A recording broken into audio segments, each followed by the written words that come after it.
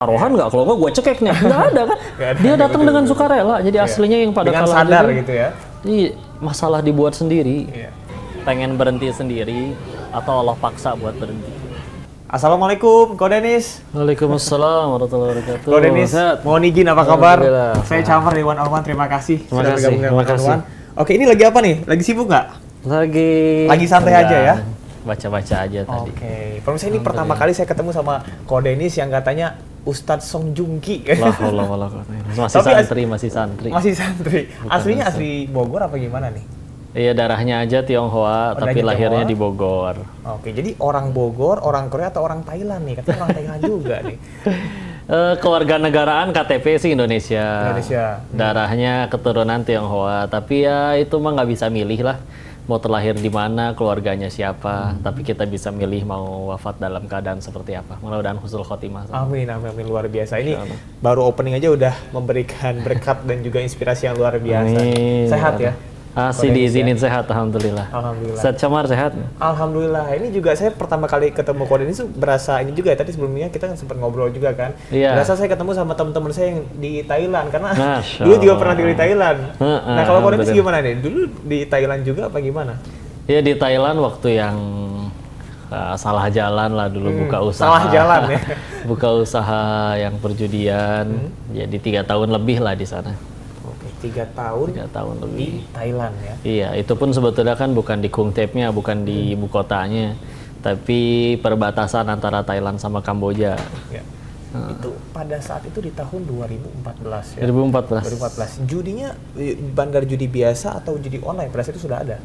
Kita punya dua-duanya, tapi besaran di online. Oke, jadi judi Karena- online sudah ada dari 2014, udah marak artinya ya. Sebetulnya dari yang saya tahu ya, 2004 itu ganti Kapolri waktu itu Indonesia, jadi akhirnya ditutuplah semua perjudian yang offline, yang ada kasino yang datang secara fisik ya. Terus akhirnya kan di zaman itu juga warnet udah mulai banyak, akhirnya larilah ke online.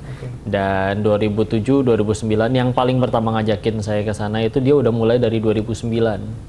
Dan orang yang ikut dari 2010 ke bawah itu biasanya meroket dia. Dari yang contoh sendiri dari yang dia naik motor bebek sampai punya mobil sport gitulah. Kalau udah bukanya yang sekarang-sekarang itu ibarat yang mancing udah kebanyakan ikan segitu-gitunya. Iya. Jadi bahkan ada yang gagal atau bahkan sampai nggak balik modal dan lain-lain. Nah, terus akhirnya kalau buka di Indonesia itu capek kejar-kejaran. Nah, akhirnya mau nggak mau di sana buka ada tempat. Jadi kayak kita nebeng sama kasino-kasino fisik yang udah ada bangunannya di sana. Ya sewa ruangan kantornya. Nanti kayak bayar lah per bulannya berapa ibarat biaya sewa.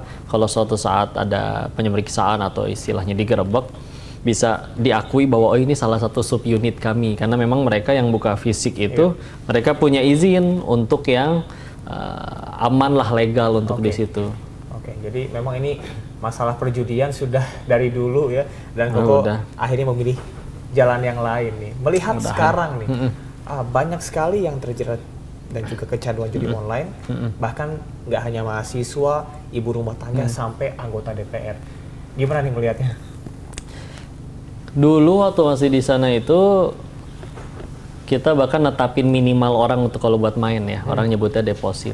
Bahkan masih ada yang minimal itu 500.000, bahkan ada yang juga minimalnya di 100.000. Tapi ketika tadi yang buka judi online-nya tambah banyak, pemain segitu-gitunya nggak bertambah lah istilahnya. Mau nggak mau mereka nurunin minimal untuk mainnya, minimal deposit. Sampai akhirnya 10.000 pun mereka terima. 10.000 udah bisa ya? Iya. Pasang slot ya? Iya, makanya kan kalau 10.000 itu kan yang punya kemampuan finansial 10.000 ya mohon maaf anak SMP. Dan itu memperluas rentangnya nggak hanya kalangan menengah ke atas, tapi juga menengah ke bawah juga bisa gitu ya? Iya, kalau dulu waktu misalkan masih 500.000 ya, si orang yang punya uang adem 500.000 bisa jadi penghasilan dia sebulan 20 juta, 30 juta. Jadi kalah 500 tuh bagi mereka mungkin masih ya nggak apa-apa gitu kan. Kalaupun kalah juga nggak rugi banget gitu. Dan mereka biasanya punya kemampuan mengelola finansial yang lebih baik. Masalahnya kalau dia orang yang uang ademnya cuma 10.000-an, bisa jadi penghasilan sebulan mungkin 1.500.000 atau bahkan uang jajan dari sekolahnya, dari orang tuanya. Akhirnya ketika itu dipakai, belum tahu gimana caranya ngelola duit, ya itulah masalahnya berkembang dari situ. Dan akhirnya memang kalau bicara kecanduan kan sebetulnya banyak ya. Ada orang bilang kecanduan narkoba, kecanduan apa-apa. Cuman kalau kecanduan narkoba itu orang itu kan ada perasaan di mana saya kan belum pernah nyoba. Jadi nggak kebayang kecanduan tuh maksudnya kayak gimana. Tapi kalau bicara urusan duit, orang kan tiap hari berurusan dengan duit. Jadi dia sudah punya rasa rindu, kayaknya punya duit enak nih. Dan dengan peluang main judi ini saya punya peluang dapat uang lebih banyak sesegera mungkin.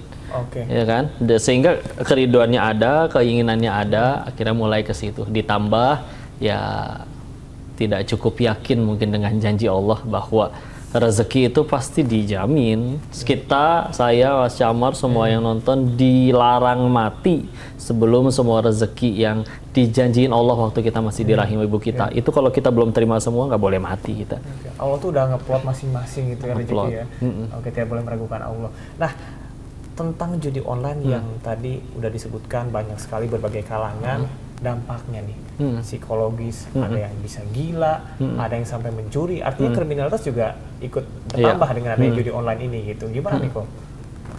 Ya makanya ini jalan yang saya pilih setelah berhenti dari sana ya, karena anggaplah misalkan berhenti dari sana terus datang ke kawan-kawan yang masih di sana, bahkan mohon maaf menodongkan senjata gitu, berhenti nggak lu dari bisnis kayak ginian. Kalau emang mereka yang nggak mau berhenti ya mereka nggak akan berhenti. Saya pulang dia berangkat lagi judi lagi atau buka usaha yang sama lagi. Tapi kan kalau misalkan kayak gini jalan dakwah, kalau jadi jalan wasilah Allah turunin hidayah, bolak-balikin hati, ya udah bismillah, bisa berhenti sendiri, Allah yang bolak-balikin. Karena sepertinya sejatinya sebetulnya selagi judulnya dunia ya, memang masih bisa bosen ketika akhirnya dia mungkin belum pernah ngerasain dapat uang besar, baik dari sudut pandang pemain maupun jadi bandarnya. Ketika akhirnya ngerasain uang besar, tapi kalau dirasa uang sebesar itu dia terima setiap hari, ya pasti akan ada titik jenuhnya. Ibarat kayak kita doyan makan nasi goreng. Nasi goreng yang sama disajikan selama setahun penuh, sehari 3 kali, pasti bosen. Pasti mual juga. Nah, ketika akhirnya misalnya dia dapat, besar ya, dapat 80 juta, tapi terima coba 80 juta itu per hari. Lama-lama kesenangannya akan berkurang. Ketika kesenangan berkurang akan, ya itulah rakusnya manusia. Ini menarik. Apakah artinya Allah juga cabut kenikmatan kita untuk mendapatkan uang itu? Mungkin bagi orang yang sangat berusaha, punya uang 80 juta, kayak wah luar biasa. Tapi ketika itu kan kita merasa biasa aja, bahkan bosan. Pernah nggak sih kok merasa hidup tuh hampa? Iya, awalnya kayak begitu. Awalnya justru itu titik balik. Iya, karena kan sebelum ke sana jujur memang ada ujian kesempitan rezeki ya. Ada kondisi waktu itu ya ayah sempat sakit, usahanya gulung tikar, ada utang yang tidak sedikit nominalnya, anak pertama dari 4 bersaudara. Jadi itu ujian kesempitan dan ngerasa kayaknya punya uang banyak itu enak ya. Sehingga ketika akhirnya udah di sana pun kami sampai di satu titik kesimpulan bahwa orang yang pada pengen kaya tuh kayaknya alasan utamanya satu, yaitu ya mereka belum pernah kaya aja.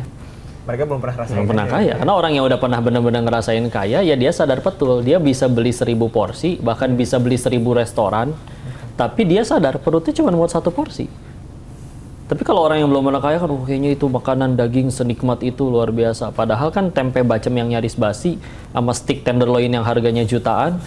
Kalau mau jujur bedanya kan cuma 5 cm di sini doang. Begitu udah ketelan, sama aja, apalagi pas keluar sama-sama bau.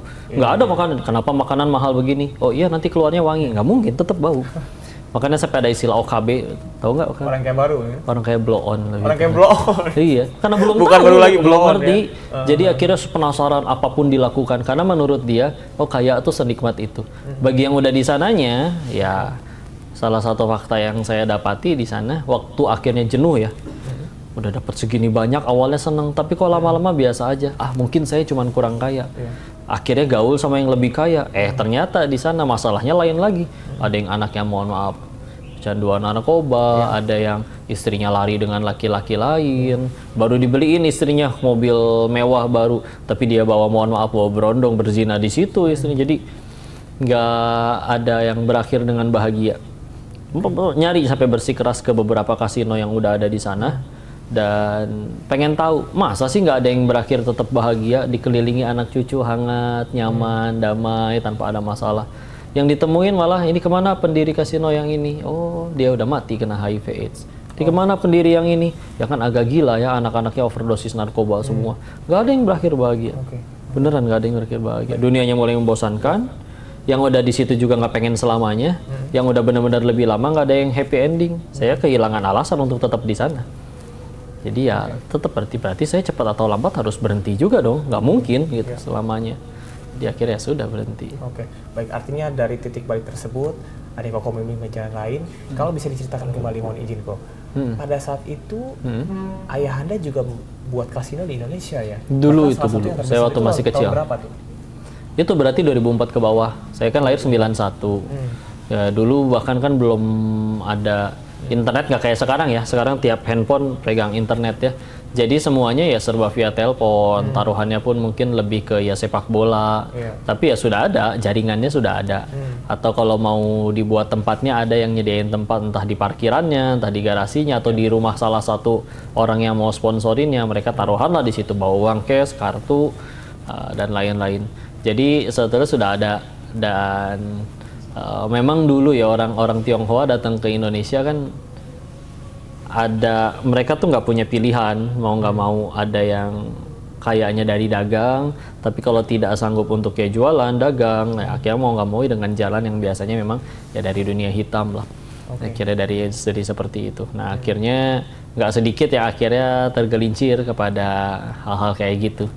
Dan memang tapi berhenti ya. Satu hal selain bukan hanya karena waktu itu ditutup karena ganti Kapolri, juga memang waktu itu adik perempuan yang bungsu lahir, jadi kayak punya alasan untuk wah nggak mau lagi deh, karena biar gimana kan anak. Jadi gitulah. Ya, selalu ada jalan Tuhan ya untuk menyediakan hambanya. Nah, judi online yang sempat Koko sebutkan juga bahwasanya sudah terstruktur sistematis. Sudah diatur bahwa mereka tuh sebetulnya akan kalah gitu. Mereka hanya dikasih untung aja untuk beberapa saat, tapi pada akhirnya ya akan sengsara gitu. Gimana tuh? Sistematisasinya itu seperti apa kok? Sebetulnya tanpa kita ngerti sistem IT-nya, nggak ngerti codingnya, dari secara akal juga kita bisa mikir sih. Itu kan si bandar kan, web judi kan nggak tiba-tiba ada dong. Nggak mungkin dibikin oleh jin dong. Ya sih orang manusia juga kan. Nah selagi dia manusia berarti punya nafsu juga dong. Dia pengen beliin siapanya, orang yang dia sayang ya, dia pengen beli ini itu, dia pengen punya banyak duit juga. Maka, tapi dia punya mungkin sumber daya yang lebih besar atau kecerdasan yang lebih tinggi, dia mikir, gimana ya caranya supaya saya selalu untung, saya selalu menang. Ya itulah yang dibikin web judi. Dengan sambil menawarkan, oke mungkin orang lain bisa menang. Tapi kalau dari 10 pemain 2 kalah 8 menang, mohon maaf kebalik, 8 kalah 2, 8 yang 8-nya kalah, yang menang cuma 2 orang. Berarti kan sebetulnya si bandar itu nggak pernah kalah. Itu yang menang gimana? Kan ada dari yang kalah pemain-pemain lain untuk ke dia. Dan si yang kalah ini sebelumnya merasa ya pasti gue yang menang gitu. Selalu gitu. Dia suka ngerasa kayak nggak usah gue main judi ya. Dulu kalau misalkan ada syuting, kalau ada inget dulu di TV itu suka ada kayak berhadiah ya, kirim kupon undian. Se-Indonesia juaranya cuma 1. Tapi tetap aja ngerasa siapa tahu, siapa tahu ya kan. Adu nasib gitu ya. Iya, akhirnya kayak begitulah, akhirnya kecemplung dia. Oke, baik. Kok ini berbicara tentang judi online yang tadi ya sangat masif ya, bahkan sampai sekarang gitu. Nah, kok ada nggak sih hal-hal yang menjadi krusial yang perlu diketahui oleh masyarakat sekarang gitu, terutama yang sudah kecanduan judi online? Apa yang pengen Koko sampaikan? Iya, satu hal yang pasti, rezeki itu udah ada yang jamin ya. Kita mau pakai cara halal, mau pakai cara haram, kalau kata Allah di bulan itu rezeki kita misalkan anggaplah 100 miliar. Maka di bulan itu mau pakai halal, mau pakai haram, tetap dapatnya 1 miliar. Nggak mungkin nggak. Kita mau udah terkapar di ranjang, kata Allah masih ada rezekinya, masuk pasti lewat infus. Cuman kan bedanya kita ada yang dapat 1 juta, tapi dengan cara halal, berarti dia dapat 1 jutanya plus pahala. Tapi ada juga yang dia tetap dapat 1 juta, tapi dengan cara haram, berarti dapat 1 jutanya plus dosa. Jadi kan sama nominalnya nggak berubah. Bukan jangan berarti kalau misalkan saya saya jualan narkoba nih, saya main judi nih. Iya dapat nominalnya. Kalau Allah izinnya yang ketelan oleh perut kamu itu cuma 10.000, ya sisanya gampang. Anaknya belajar nyetir nabrak ke. Akhirnya harus buat rezeki bengkel, bukan rezeki dianya. Titipan semuanya sebentar. Yang jadi rezeki manusia kan cuma 3. Yang kemakan jadi kotoran, yang dikenakan jadi usang, dan yang diinfakkan di jalan Allah. Maka udah yakin aja rezeki kita itu Di Allah, bukan di Dewa Zeus, apalagi di bandar slot, jadi nggak mungkin ada di mereka. Dan semua yang tadi disampaikan itu pilihan yang bisa kita kendalikan ya. Bisa banget. Memilih Kan nggak jalan ada baik kan atau yang setiap kali pengen taruhan, saya nggak mau judi tiba-tiba bandar judinya ngirim tukang pukul gitu, nyekek anak kita, taruhan nggak, kalau nggak gue cekek nih, nggak ada kan. Dia datang dengan sukarela, jadi aslinya yang pada dengan kalah sadar juga, gitu ya. Iya, masalah dibuat sendiri. Iya. Gimana caranya berhenti? Berhenti, jangan depo, selesai udah. Iya. Karena kalau kecuali setiap kali kita berhenti main, tadi dikirimin tukang pukul buat ngancem anak dan istri kita. Tapi kan enggak. Iya. Datang dia dengan sendiri. Menang juga dibayar lagi kalau misalkan dia menang. Iya. Oke, baik. Artinya jangan pernah memulai juga ya. Jangan pernah memulai. Oke, setelah ini kita akan bahas juga tentang bagaimana tidak hanya menjaga diri kita, tapi juga menjaga orang-orang di sekeliling kita. Siap. Anak-anak kita, teman-teman kita, saudara kita, dan lain sebagainya. Setelah ini tetap di One on One. Nah, sekarang kita pindah ke rooftop ya, ke kolam ya Bu ya. Iya. Ini lagi liburan apa gimana nih? Alhamdulillah ini qadarullah juga emang lagi sama keluarga di hotel ini. Oke. Koko sekarang punya anak berapa? Masih belum, mohon doanya. Masih ikhtiar, pejuang garis 2. Benar. Oke. Koko dari tahun 2014 tadi Koko cerita ya seperti Thailand segala macam. Kemudian sekarang memulai hidup yang baru, menginspirasi banyak orang gitu kok. Kalau kita berbicara tentang judi online yang dampaknya luar biasa ya kok ya. Dampaknya secara masif gitu. Gimana sih cara kita melindungi orang-orang di sekitar kita? Bukan cuma diri kita doang yang diwati-wati, tapi juga teman-teman kita, orang tua kita, anak kita. Masya Allah, ya Masya Allah. Jadi yang paling pertama ya kita mesti punya pegangan sih. Yakin ke Allahnya, dekat sama Allahnya, yang dengan itu tuh bismillah. Orang tuh kan sebetulnya panik, gelisah karena dia nggak tahu mesti ngapain. Sesederhana kalau kita nggak tahu ruangan itu isinya apa, kita takut kalau mau masuk sana. Padahal kalau kita udah tahu ternyata isinya kosong, ya udah tenang-tenang aja. Nah, orang itu nggak tahu, saya kalau nggak punya duit gimana ya, nanti saya nggak punya jodoh gimana ya, saya nanti nggak punya kerjaan gimana ya. Nah sebetulnya kan Islam itu sudah punya solusi atas semua permasalahan. Tapi masalahnya orang nggak mau nyari tahu tentang itu. Jadi ya sudah, kita bismillah, dekat dengan Allahnya, yakin dengan Allahnya, sampai akhirnya itu efek sampingnya nanti akan bikin kita juga tambah dekat sama Allah. Akhirnya yang timbul tenang.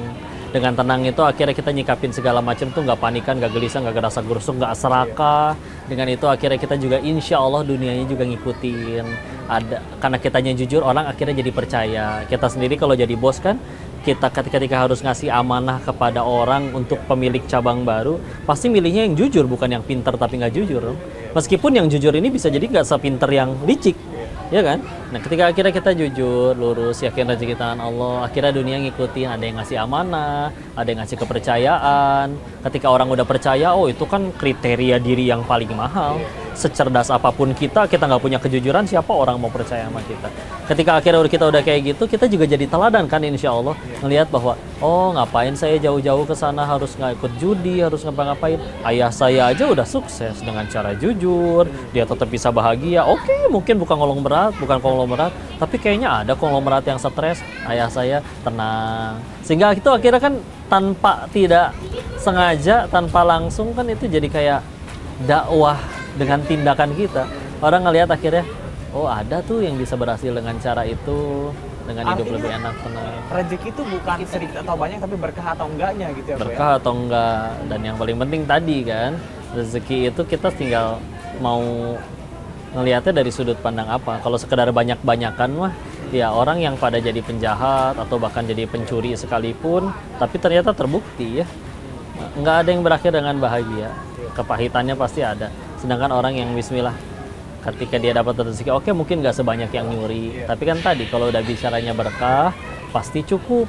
Kalau sudah tidak berkah, banyak juga belum tentu cukup.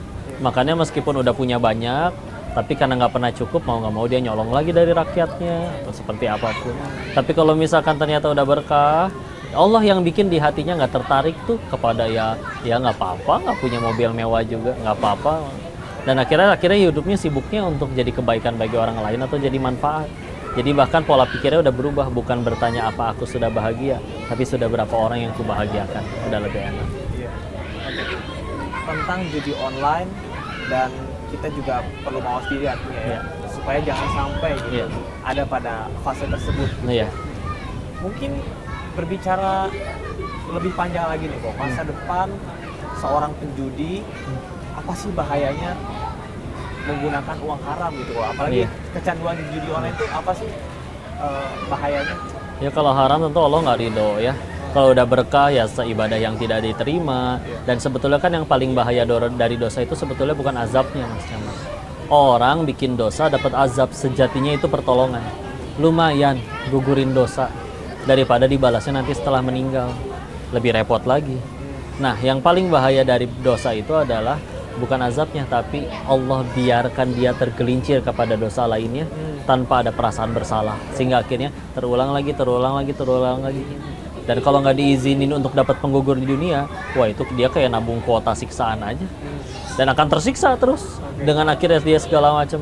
Pernah ada ya izin, dia bapak-bapak punya ratusan miliar, putrinya nikah sama laki-laki, nah si mantunya ini dimodalin 2 miliar. Putrinya akhirnya cerai sama si mantunya itu. Nah, si mantunya akhirnya dia cerai, nggak ngebalikin modal 2 miliar punya mertuanya. Itu si mertuanya yang punya ratusan miliar, stres tuh nyampe di opname. Dia sibuk mikirin yang 2 miliar nggak dibalikin, padahal di rekeningnya masih ada ratusan miliar yang lain. Kan lucu. Bikin kita akhirnya jadi kayak, karena sesuatu yang tidak ada, yang padahal cuma sedikit, ngelupain nikmat Allah yang lain sampai akhirnya nyiksa diri. Sedangkan kan sebetulnya kalau misalkan kita udah mau mensyukuri apa yang ada, ya udah bismillah. Lagian, tapi juga bukan berarti ya udah kita sholat aja, ruku, sujud tanpa kerja, enggak juga. Sahabat juga pengennya gitu, tapi ternyata ada yang nguasain bisnis, ada yang nguasain medan perang. Semuanya yang penting jadi amal soleh. Viral boleh, tapi popularitas cuman alat untuk ngenalin Allah ke banyak orang. Kita meninggal nggak ditanya followernya berapa, tapi ditanya kamu ngajarin apa ke follower kamu. Dunia akhirat balance gitu ya. Iya. Pintu surga 8, tapi nggak ada pintu surga bagi yang centang biru kan nggak ada, tetap aja. Nggak harus verified ya buat masuk surga ya. Oke. Kok percaya nggak bahwasanya uang haram itu atau uang dari judi online misalnya itu berpengaruh terhadap diri kita, hati kita jadi tertutup, hati kita jadi keras, kita nggak punya empati sama orang. Betul. Pasti apa yang kita makannya itu kan jadi diri kita ya. Dan ketika dosa itu dilakukan terus-menerus dan berulang-ulang, itu pilihannya cuma 2. 1, Allah buka aibnya. Karena bisa jadi Tuhannya dia itu bukan Allah, tapi Tuhannya mulut orang. Karena akhirnya dia nggak peduli dengan dirinya. Karena aslinya kan setiap kali kita bikin dosa, yang rugi itu kita, bukan Allahnya. Iya kan? Nah, karena kita nggak sayang sama diri kita, mau nggak mau akhirnya dibuka. Ketika akhirnya dia malu karena diomongin orang, ada yang berhenti. Nah, pilihan yang keduanya, kalau misalkan sampai nggak berhenti juga, padahal udah dibuka, pilihan yang kedua dari dosa yang terus-menerus adalah Allah biarin dia mati dalam keadaan kayak gitu. Itu lebih naudzubillah. Pernah ada tokoh ya, izin tidak sebutkan nama, meninggal tanpa busana di hotel remang-remang dengan sesama jenis, sesama laki-laki. Kan hina gitu kan. Tapi pikirannya gini, apakah mungkin Allah yang segitu baiknya sengaja mematikan hamba dengan keadaan sehina itu kalau itu dosa baru pertama kalinya? Kayaknya kan nggak mungkin. Makanya biasanya orang yang kalah judi terus datang minjem duit, ketika saya tanya izin, kamu baru pertama kali judi sampai seancur ini langsung sehabis-habisan kayak gini, atau udah nggak kehitung berapa kali? Jawabannya sama semua, nggak kehitung berapa kali. Dia udah nggak tahu. Karena udah terus menerus, mau nggak mau itu yang kejadian. Bukan Allah benci, pertolongan. Tapi kenapa dia menderita? Tadi Tuhannya masih duit soalnya. Untuk menghindari judi online, salah satunya adalah dengan melakukan aktivitas yang positif, mendekatkan diri kepada Tuhan. Nah, kalau Koko sendiri ada nggak kiat-kiat untuk kita semua supaya terhindar gitu? Apakah kita fokus pada hobi yang positif atau pergaulan juga mungkin berpengaruh? Kalau yang itu berarti semua udah pada tahu ya, kegiatan positif atau juga lingkungan. Maka saya fokus kepada yang semua orang punya deh, akal. Ya, akal ini kan fungsinya untuk nyari tahu nih. Depan ular tuh, ya udah saya nggak belok kanan, ada ular saya belok kiri aja. Itu kan fungsinya akal kan. Maka yuk kita lihat, kita sama-sama pengen dapat duit, terus kita ngarepin rezeki kita kepada manusia yang juga pengen duit. Ya itu namanya bandar judi. Kan lucu gitu. Dia bikin web judi kan tujuannya pengen dapat duit dari si pemain yang kalah. Gak mungkin terus dia cuma-cuma ya. Kalau memang, apakah kita senaif itu berpikir bahwa semua bandar judi itu adalah orang yang tulus ikhlas bagiin duit kepada semua pemainnya gitu dengan dikasih menang? Mustahil. Kalau dari awal mereka niatnya pengen bagi-bagi duit, yang mereka bangun lembaga zakat infak sedekah, bukan web judi. Karena mereka juga pengen menang. ya udah, jadi akhirnya nggak masuk akal kalau kita nyerahin rezeki kita ke manusia yang sama-sama pengen ya punya rakus sendiri, punya syahwat sendiri. Oke. Kok terakhir, kesempatan untuk bertaubat itu adalah ketika kita sudah tidak bisa lagi bernafas gitu ya. Iya, sebelum nyawa sampai kerongkongan. Sebelum nyawa sampai kerongkongan. Untuk mungkin yang saat ini terpikirkan, oh kayaknya gue pengen berhenti. Iya. Saatnya saya menghindari ataupun juga meninggalkan dunia judi gitu. Apa yang ingin kau sampaikan? Ini udah ada kesuksesan niat nih. Kesuksesan terbesar seorang penjudi itu satu ya, kalau berhenti. Dan pilihannya cuma dua, pengen berhenti sendiri atau Allah paksa buat berhenti. Nah saya dipaksa dulu. Jadi ya sudah, ketika udah yakin udah harus berhenti, segera. Karena kita nggak ada yang tahu masih ada besoknya atau enggak. Memang betul 60 tahun maksiat bisa dihapus dengan 1 hari tobat. Cuman kan pertanyaannya siapa yang janjiin kita masih ada umur 60 tahun itu? Segera mungkin aja lah. Bertobat sesegera mungkin. Berhenti sesegera mungkin. Ya. Dan kalau emang Allah udah nggak mau ngampunin kita, kan mudah matiin kita waktu lagi maksiat. Pertanyaannya kenapa ini kita masih pada hidup? Allah nungguin kita tobat. Jadi pasti diampuni, nggak mungkin nggak. Kalau Allah udah nggak ada niat ngampunin kita udah mati dari lama. Pilihan dengan sadar untuk berhenti atau terus lanjut. Setelah ini kita akan berbincang juga nih tentang pengalaman Koko. Tadi sudah disentuh sedikit apa yang membuat Koko akhirnya melepaskan dunia kelam itu. Tapi nanti kita akan lihat lagi kisah-kisah inspiratif lainnya setelah jeda pariwara berikut ini. Tetaplah di One on One. Silakan Bro. Alhamdulillah. Ini sebenarnya salah satu kenikmatan ya. Sore-sore bisa ngeteh. Ini daunnya entah dari kebun belah mana, tahu-tahu nyampe di sini langsung jatuh, bahkan bernafas aja ada mungkin saudara-saudara kita yang bernafas pun perlu bantuan. Nanti ini kan berkat Tuhan ya. Maaf banget loh, kalau nantangin 2 kali di Al-Quran ini kalau ini amatkan kita tuh suhat. Surat 16 ayat 18 atau 14 Ibrahim ayat 34. Kalau kamu pengen ngitung-ngitung nikmat Allah, maka kita nggak akan sanggup menghitungnya. Ditegasin di Al-Kahfi 109-nya, kalau itu semuanya kalimat Allah dan seluruh nikmat pengen ditulisin, bahkan kalau seluruh samudra jadi tinta buat nulisin semuanya, sampai kering itu samudra, bahkan didatengin dengan jumlah yang sama, nggak akan pernah cukup. Kitanya aja kali yang kufur. Kita dulu. Izin ya, si panas, hati-hati.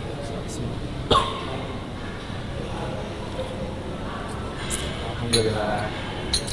Oke. Ko Denis, tadi yang seperti sudah disampaikan bahwa Koko ini sebelumnya pernah di Thailand. Titik balik mungkin bisa diceritakan lagi secara lebih gamblang gitu. Yang bikin akhirnya Koko saya mau dicoba. Ya awalnya kesananya mah gara-gara belum pernah ngerasain kaya, jadi kayaknya kaya itu enak. Begitu nyampe sana justru malah kaya. Allahnya nih kamu cobain sendiri bahagia atau enggak. Awalnya senang memang dapat uang segitu banyak, tapi ketika akhirnya terus menerus dengan jumlah yang sama, lama-lama ya mati rasa juga. Terus mikir, oh kayaknya untuk sayanya aja kali yang kurang kaya. Ketemu yang lebih kaya tadi lah, ada yang stres, dia punya uang sekian banyak, duit bukan masalah, tapi bisa iri dengan di pinggir jalan ada ibu yang lagi disuapin makan jeruk sama anaknya. Karena dia bilang, anak saya nggak pernah tuh nyuapin makan kayak begitu. Padahal anaknya kuliah di London, di Jerman, duit bukan masalah. Tapi ya ternyata kayak gitu, anaknya kurang ajar, istrinya punya berondong lagi, dan bahkan masih bersikeras pokoknya saya nyari yang lebih kaya, tapi sampai akhir hidupnya dia happy ending gara-gara bisnis kayak ginian, ya ternyata memang ya itu dia tadi nggak ketemu. Artinya rasa syukur dan bahagia itu bukan miliknya orang kaya, tapi milik orang yang legowo, orang yang ada di jalan Tuhan gitu. Yang ada di hatinya, bahagia itu dari situ. Kata la ilaha illallah kan diterjemahinnya suka tiada Tuhan selain Allah, padahal kan Tuhan tuh Rob itu. Rabbi, Tuhanku, Rabbana, Tuhan kami. Ilah tuh lebih tepatnya sesembahan. Nah sesembahan maknanya meluas, salah satunya adalah apapun yang mendominasi hatinya. Gampang lihat orang sedih atau enggak tuh lihat aja isi hatinya apa. Kalau dia sholat sih sholat kok, tapi ketinggalan sholat nggak pernah nangis, pas hilang duit baru nangis, ya udah berarti gilanya duit. Sholat sih sholat tapi ketinggalan sholat nggak pernah nangis, giliran gagal nyalek gila, ya berarti di hatinya ijabatan. Tinggal kita mau sampai kapan nih naro selain Allah di hati. Padahal lihat anak-anak dibanding kita lebih kaya dari anak-anak, kita lebih punya ilmu daripada anak-anak, tapi kok lebih sulit bahagia daripada anak-anak. Sederhana, anak-anak kan nggak punya pesaing Allah di hatinya. Kita makin gede punya pesaing Allah, ya Allah gini ya rasanya viral, gini ya rasanya dipuji, Kita udah gini ngerti ya popularitas, rasanya udah ngerti duit gitu ya. sampai ke tanpa sengaja kita jadikan itu pesaing Allah. Makanya ada orang kalau di kota besar, percuma gaji segini, saya bahagianya nanti kalau udah seperti dia. Loh, kenapa harus kayak gitu? Kita dulu kan pernah jadi anak kecil yang bahagianya tanpa alasan. Kenapa makin gede, makin pinter, makin berilmu, malah makin banyak alasan bahagianya? Kok Aneh. ini kok berapa bersaudara kalau boleh tahu? Saya 4, anak pertama dari 4 saudara. Anak pertama dari 4 bersaudara. Iya. Ini kan luar biasa ya. Artinya kok memutus mata rantai supaya nggak ada lagi nih yang jadi bandar judi. Apa sebetulnya yang kau rasakan ketika akhirnya dia stop ya saya aja, dia stop di saya, akhirnya saya jangan. Sebetulnya waktu di awal bahkan belum ke situ mikirnya, lebih ke kayak dunianya mulai membosankan, yang ada di sana juga nggak pengen selamanya di dunia itu, dan yang udah benar-benar lebih lama di situ pun nggak ada yang happy ending. Makanya saya balik lagi tadi bilang, oh saya nggak mungkin selamanya nih, tinggal cepat lambat mau benar-benar berhenti karena kepaksa atau berhenti sendiri. Nah, daripada nunggu dipaksa akhirnya berhenti sendiri. Tapi ketika akhirnya berhenti memang lebih ke, karena sejatinya setiap kali kita berbuat salah itu kan sama aja kayak kita lagi zolimin diri sendiri. Makanya kan kata dosa di dalam Quran itu ada dengan istilah zolam tu nafsi, zolim kepada diri sendiri. Karena setiap kali berbuat salah yang rugi bukan Allah tapi kitanya. Jadi semakin kita banyak bikin yang Allah nggak suka, sejatinya kita lagi jahatin diri sendiri. Sedangkan kan orang berakal nggak suka untuk nyiksa diri sendiri.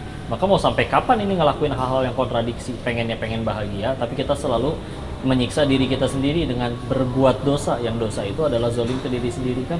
Nggak nyambung ini. Sedangkan dibilang bodoh nggak mau, dibilang tidak berakal, padahal punya akal ngakunya. Jadi ya sudah, itu salah satu triggernya juga. Ini kok 4 bersaudara, kan banyak yang kira awalnya koko ini adalah mu'alaf, tapi justru dari lahir memang sudah muslim ya? Iya, Ayah mu'alaf. ayah mualaf karena nikah sama ibu sudah muslim dari lahir. Tapi emang ya beginilah, nggak bisa milih, terlahir fisiknya seperti ini, kayak engko-engko, udah gitu besar Kayak saya. opa-opa Korea katanya. Ya besar lama dengan nenek ya, beliau Buddha jadi dikasih makan babi. Udah gitu TK sampai SMA sekolah Katolik, nyari duitnya juga di Thailand. Tahu-tahu ngaji kan memang ya mungkin kalau kata orang mungkin jomplang ya kaget. Tapi ya waktu pulang juga saya tanya, saya harus syahadat lagi nggak? Setelah diceritain, kalau latar belakangnya kayak gitu sih nggak harus, tinggal tobat aja yang benar. Bismillah. Alhamdulillah ya, dari lahir. Ini kan koko artinya diverse sekali ya. Sekolah Katolik, kemudian dibesarkan dalam lingkungan Buddha. Apa yang koko rasakan sampai dengan saat ini bisa membantu orang, menginspirasi orang-orang dengan dakwahnya koko? Dulu justru awalnya itu untuk kepentingan Pendalaman Islam itu seperti apa? ya, awalnya untuk kepentingan diri sendiri juga. Saya mikir kayak gini ya Allah, ini orang-orang pada bisa nggak ya ke surga? Saya yakin bisa. Kenapa? Saya yakin mereka nggak punya dosa sebanyak saya soalnya. Sedangkan saya dengan dosa sebanyak itu mati bakal, tapi ke surga pengen. Terus mau ke surga pakai cara apa gitu kan? Kalau tidak ngaji lebih banyak, belajar lebih banyak, menghafal lebih banyak, menyampaikan lebih banyak. Maka ya sudah, ngelakuin ini ya. Ya mungkin kalau di luar sana ada yang berceramah, berdakwah, terus mengharap pahala dari Allah, ya itu mah mereka. Kalau saya yang banyak dosa gini, diizinin untuk jadi penggugur dosa aja udah alhamdulillah banget, apalagi jadi pahala. Ya, nebus kesalahan yang ada sih, dan lebih biar lebih tenang juga, dan sekaligus untuk jadi rem. Karena dulu ajakan untuk balik lagi jelas banyak, apalagi dulu ya. Oh, ajakan untuk akhirnya terjun lagi. Iya, gitu terjun ya? lagi, bahkan memberikan posisi yang sama tanpa harus godaannya mulai lagi tuh. dari nol ya. Apalagi kondisi waktu itu sempat diuji untuk harta haramnya diambil lagi semua, sempat ada kondisi jualan kaos kaki dulu di trotoar, di CFD, naik motor jadi kurir ekspedisi nganterin paket 67 paket, seharian keliling-keliling ngepakin pintu orang. Ajakan balik lagi. Cuman kan ketika udah ngaji tuh jadi kayak siang tadi baru bicara jangan, masa malamnya ngelakuin hal yang kita bilang jangan tadi, apakah saya semunafik itu? Kan seenggaknya punya rem, daripada kalau nggak berdakwah jadi nggak punya rem. Artinya ketika koko berdakwah untuk orang lain, rasa-rasanya koko berdakwah untuk diri sendiri juga ya?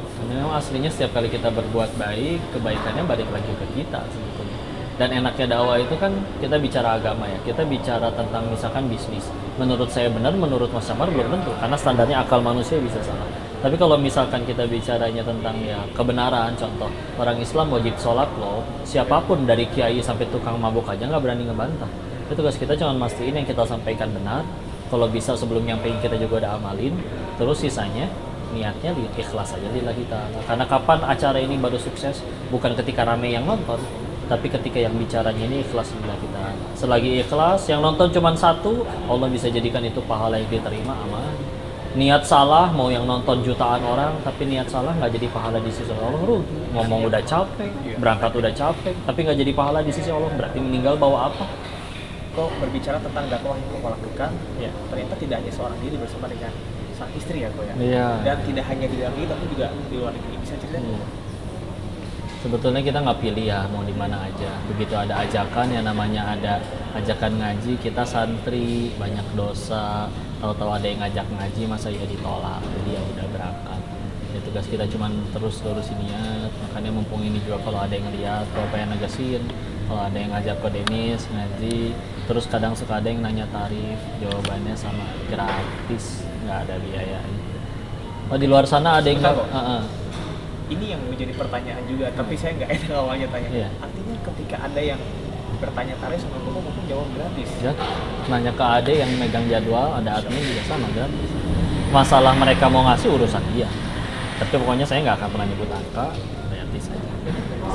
Kalau di luar ada yang narif, ya mungkin mereka lebih mulia. Saya mah banyak dosa, jadi ya gratis saya. Sedangkan ya dulu orang-orang soleh terdahulu juga nggak narif, nggak apa. Jadi lebih mudah aja ngejaganya. Oke. Tapi misalnya secara logika orang awam, wah saya punya popularitas, terus juga banyak yang bilang kok juga rupawan juga gitu. Nah, Bagaimana caranya kamu untuk bisa tetap ada di jalan yang lurus gitu, tidak sombong, tidak memanfaatkan itu, tidak tidak jadinya orientasinya kan dunia ya kalau seperti itu. Apa tuh kok kiat-kiatnya? Karena mungkin ini juga dirasakan tidak hanya oleh saya, teman-teman, tapi juga mayoritas orang. Ya kudu kenal Allahnya. Aslinya kan setiap kali kita dipuji itu faktanya dua. Satu, kita dipuji karena aib kita ditutup sama Allah. Allah tahu dan kita tahu kita kalau sendirian ngapain aja. Masalahnya kan orang nggak tahu. Kalau orang tahu juga udah bubar tongkrongan. Dua, sejatinya kalau kita dipuji itu aslinya Allah yang dipuji.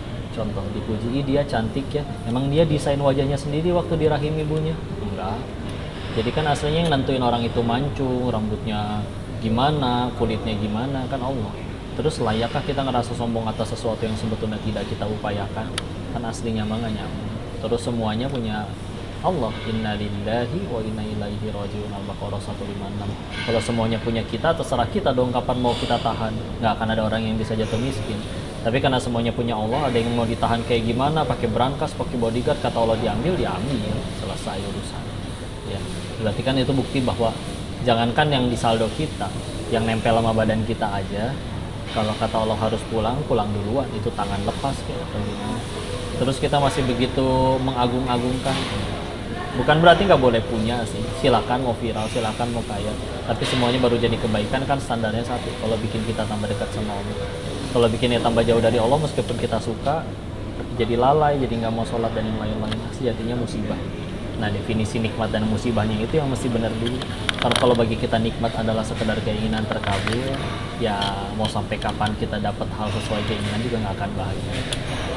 Tapi apakah artinya dengan seperti itu kita nggak boleh hijab dunia? Justru disuruh Nabi, kita diajarkan dalam agama itu kan justru kamu hiduplah sebagaimana kamu akan hidup 1000 tahun lagi, dan beribadahlah sebagaimana kamu akan mati besok. Boleh ngejar dunia, kayak tadi dibilang sahabat juga kan banyak yang sebetulnya pengennya nempel sama Nabi terus, tapi ternyata ada yang malah jadi kaya luar biasa seperti Abdurrahman bin Auf. Tapi tadi semuanya tetap bisa jadi kebaikan asal semuanya jadi alat untuk tambah dekat sama Allah. Berkuasa boleh nggak? Boleh, tapi kekuasaan cuma alat untuk kenalin Allah kepada sebanyak-banyaknya orang. Coba kita ngingetin sesama karyawan, bro zakat dong kan gaji lu gede, siapa lu ngatur-ngatur gua? Coba kalau yang ngomong bosnya. bulan depan potongnya 2,5% buat zakat, nggak suka ya udah resign aja, mumpung punya kuasa, jadi alat aja kuasa. Viral begitu, uang juga begitu, yang penting tambah dekat sama Allah. Tambah dekat dengan Allah. Kalau terakhir pesan yang ingin disampaikan, kalau tadi kan untuk yang sudah berkecimpung di perjudian kemudian ingin bertaubat, tapi sekarang pesannya untuk masyarakat luas yang mungkin kita nggak tahu, bisa aja diri kita sendiri atau justru yang terkena judi online itu yang kecanduan itu bisa anak kita, bisa orang tua kita. Apa yang ingin Koko sampaikan sebelum terjadi atau bahkan yang sekarang saat ini sedang berkecimpung di perjudian online? Semuanya kan pengen bahagia ya, nggak ada orang yang pengen menderita. Masalahnya bahagia itu kan di hati, dan hati itu yang bolak-balikin tuh Allah, bukan rekening kita, bukan popularitas kita. Maka ya sudah, deketin Allah. Masalahnya ketika kita deketin Allah, kita tuh boleh minta, tapi coba ya bayangin nih, kalau kita punya anak terus nanya ke anaknya, "Nak, mau dibeliin mainan apa?" Bayangin kalau si anak malah jawab, "Seridonya Abi aja." Dijamin itu kita bakal ngasih lebih baik daripada yang diminta. Daripada si anak misalkan, "Pokoknya aku mau mainan ini, pokoknya aku mau handphone ini," tetap kita kasih, tapi kan ada perasaan, "Kok ya gitu amat," gitu. Ya, bayangin kalau akhirnya kita ngelakuin kayak gitu. Penting kau ridho ya Allah. Karena aslinya sebelum kita doa juga Allah udah tahu kita mau minta apa. Cuma kan berarti esensi kita doa itu apa? Supaya kita sadar, oh iya ya, saya teh hamba. Saya pikir masalah ini kecil, uang banyak, teman banyak, kok nggak beres-beres. Iya benar, berarti saya cuma hamba. Atau dibalik, masalah berat, teman nggak ada, uang nggak ada, kok selesai gitu aja? Iya juga, ternyata saya cuma hamba. Ketika akhirnya kita makin nunduk, makin melepasin semuanya pada Allah, bismillah, pasti Allah kasih. Karena kalau mau jujur lagi, yuk, apa tuh yang lebih berharga daripada ridhonya Allah? Suruh pilih semua hal yang ada di dunia, kamu punya semua, tapi Allah nggak ridho, repot nanti. Tapi kalau misalnya kita nggak punya segala-galanya, cuman Allah udah janji satu aja, sediakan tempat terbaik untukmu kelak di surga. Wah, mangga ya Allah, silahkan mau diapain aja. Kitanya kali yang belum ngejar Allah, makanya semua serba sempit. Kenikmatan itu berasal dari hati ya. Hati kita isinya apa ya, Pak? Iya. Oke, baik. Terima kasih. Kasih Pak Dennis banyak atas waktunya hari ini, dan kita harapkan bahwa banyak sekali ya hikmah yang bisa kita lihat dari pengalaman Ko Dennis, termasuk salah satunya adalah bagaimana kita memulai sesuatu yang baik, kita bisa meniatkan sesuatu yang baik supaya hasilnya juga baik. Dan diharapkan mudah-mudahan nggak ada lagi ya yang terjadi judi online dan judi yang lainnya, karena ya pada akhirnya kebahagiaannya kebahagiaannya hanya ya tidak nyata. Oke. Dan pemirsa, tidak tadi perbincangan kami bersama dengan Ko Dennis Lim sebagai mantan bandar judi, dan kita harapkan bahwa kisah ini betul-betul bisa menginspirasi, karena sekali lagi judi online itu iming-iming kebahagiaannya adalah fana, dan tentunya banyak sekali hal-hal negatif yang didapat dari bermain judi online. Saya Samar Hera pamit, sampai jumpa di one on one selanjutnya. Wah, terima kasih. Masya Allah.